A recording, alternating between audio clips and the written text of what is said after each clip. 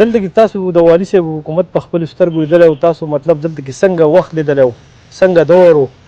او څه ستاسو د نظر نه تېر شوي دي چې موږ ته لږ رښتیا خبره دا ده چې تاسو مخکې سوال کړو چې د والي صاحب نه مخکې د چا حکومت و د باچا صاحب نه مخکې د چا حکومت و د باچا صاحب نه مخکې د عبدالجبار شاه حکومت و نو بیا هغه فیل شو انګریزانو هغه لرې کړو میاں ګل عبدالودود کوم چې باچا صاحب د والي صاحب پلار و نو هغه له حکومت ورکړو نو د 1917 نه د 1949 پورې باچا صاحب حکومت کړی دی د 1917 نه د 1949 پورې او د 1949 نه د 1969 پورې بیا والي صاحب کړی دی ترقي چې شوې ده نو د والي صاحب په وخت کې شوې ده لکه مثلا سکولز تعلیم ایجوکیشن کمیونیکیشن او صحت وغیره وغیره په دې شلو کالو کې د والي صاحب په دور کې ترقي زیاته شوې ده تاسو به کتلي چې ګوره په اترو کې په هغه وخت کې څونه پسمانده وخت و که نه په هغه وخت کې هلته سکول و په اترو کې ډسپنسري پکې وه په اوشو مټلتان کې سکول و ډسپنسري پکې وه ډاکټر کمپاونډر و پکې اویلیبل و علاج دوايانې مفري وې نو کومه ترقي چې شوې ده د والي صاحب په وخت کې شوې ده او په 1969 کې بیا پاکستان د یحیی خان حکومت و نو پاکستان سوات دیر چترال دا درې واړه سټیټونه ختم کړو او پاکستان کې شامل کړو او زما خیال دی که فرض کړه دا په صحیح طریقه باندې سټیټ پاتې شوی وی را روان وی داسې زما خیال د یورپ یو ایریا به دونه یورپ هم به موږ ترقي کړې وه دونه به یې ترقي کړې وه که نه هسې د هغې وخت لکه مطلب تاسو چې هسې یادوئ که نه هغه وخت یادوئ موږ خو لږ اورېدلی دی او تاسو لیدلی دی نو تاسو په څه باندې افسوس کوئ چې یاره څنګه خپله چل به و یا دا یو خبره نه ده که نه ګوره د والي صاحب په وخت کې امن و تاسو زه یو مثال درکوم په دې مارچ اپریل کې به د پورې غاړې زنانه روانې شوې کالي به یې چولو یو میل به ورسره نه او د ګوړې ډوډۍ به کور کې پخ کړې جوارو او په دې طرف باندې ولاړې په شیراترپو یا په مرغزار باندې بونیر ته ولاړې د سپوږمۍ 15مې سپوږمۍ رڼا کې هلته به ورځ تېره کړو د شپې به بیا رالې د دې سره به یو کس میل به ورسره نه او مجال دی چې دا زنانه به څوک وي دا به یو فیملي وه که دا به عام نه دا د کلي زنانه وه لویې وړې به پکې ټولې لویې وړې به پکې ټولې ټولې ښځې به روانې وې ټولې زنانه وه دونه امن و که نه او والي صاحب شل کاله حکومت کړی دی او ما چې څنګه اورېدلي په شل کاله کې 12 مرګونه شوي دي په شل کاله کې 12 مرګ یو مرګ هم پر ایر نه شو که نه ټیک شو او سوات سټیټ سو اوسنی ډسټرکټ سوات ډسټرکټ بونیر ډسټرکټ شنګله ډسټرکټ کوستان دا څلور ضلعې چې دا یو سټیټ و صحیح شو دونه امن و بل دا چې چا به مرګ وکړو نو بس چې ګواهي به پې وشوه بس جیل نه اخوا کنده و هغې ته به بوت و د خلک به ولاړ و هغې د مخې به سزا ورله ورکړه مړ به یې کړو نو چې دا منظر خلک ووایي دا چاکار څه دی چې مرګ کوي نو اوس د دې د هغې او د دې دا فرق نور مطلب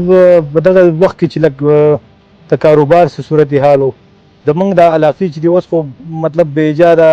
کنسټرکشن کېږي پلازي دي هر څه ګډ وډ شو لارې کوڅې د بهر علاقو نه هم دونه مخلوق راغی چې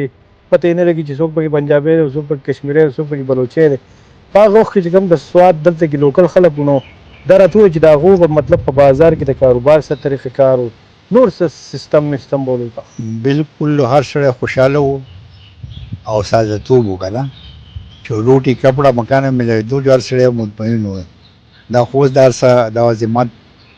زیات شوي دي اخراجات زیات شوي دي او دلته چې دی دا ټیکس فري زون و نو د پنجاب نه ډېر خلک راغلي و دلته میلیونه لګولي وو صرف میلیونه د هغې سره هم د خلکو روزګار سیوا شو او باقي چې دی نو باقي په هسپتال کې علاج مفت و په سکول کې ایجوکیشن مفت و په چا باندې څه بوج نه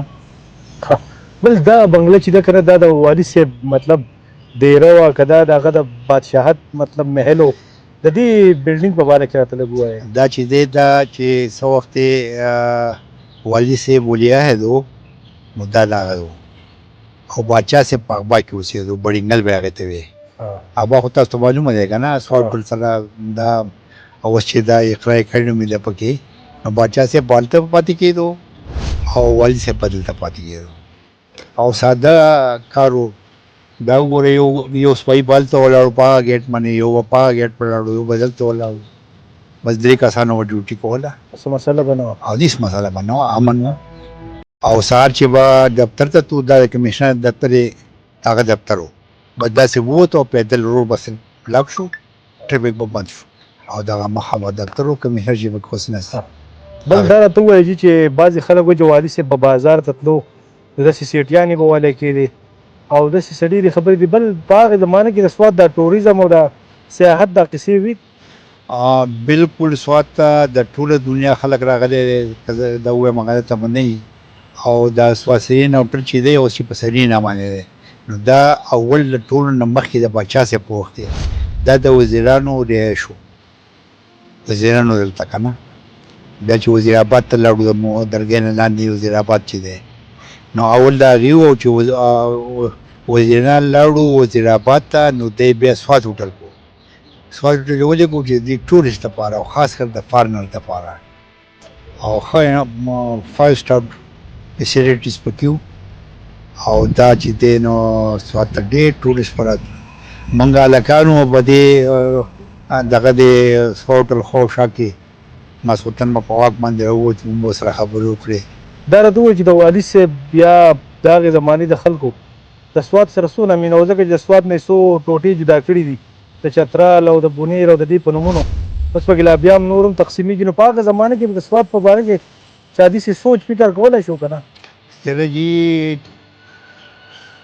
د سوات خلک د سټیټ په ختمولو باندې ډېر زیات خفه دي. کم خلک چې د سټیټ دور لیدلی دی که نه ډېر زیات خفه دي ځکه داسې امن نواخل دی په یورپ کې هم نشي راتلی لکه د والي صاحب په دور کې چې و او څونه فیسیلیټیز څنګه چې ما مخکې وویې ایجوکیشن پرې و هیلث پرې و نو څه کمې وي څومره